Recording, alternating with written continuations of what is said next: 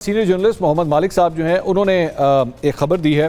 उन्होंने कहा है कि जी 27वीं आईनी तरमीम दिसंबर में पहले इतलात थी कि होगी, कि मतलब उस वक्त इसकी मंजूरी होगी, लेकिन उन्होंने कहा कि अब मेरी इतलात है कि ये तरमीम जो है वो 30 नवंबर से पहले कंप्लीट की जाएगी। इसके ऊपर जो वोटिंग वगैरह होनी है वो पहले की जाएगी और इसकी वजह यह है कि 30 नवंबर को एक अहम शख्सियत की रिटायरमेंट होने जा रही है।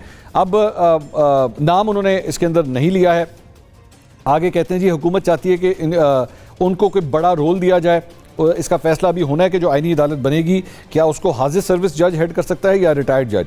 अब जो ड्राफ्ट आएगा उसमें पता चलेगा कि आईनी अदालत में रिटायर्ड जजेस को भी एडॉक जज लिया जाएगा या नहीं। आप बिल्कुल हैरान ना हो अगर आप इसमें काजी फ़ाइज़ का भी नाम जो है नज़र आए। मेरी इतला ये है कि तरमीम 27 या 28 नवंबर को मंजूर हो जाएगी।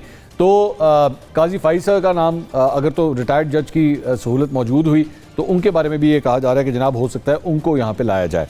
अब देखते हैं, ये तो वक्त के साथ पता लगेगा कि क्या होता है।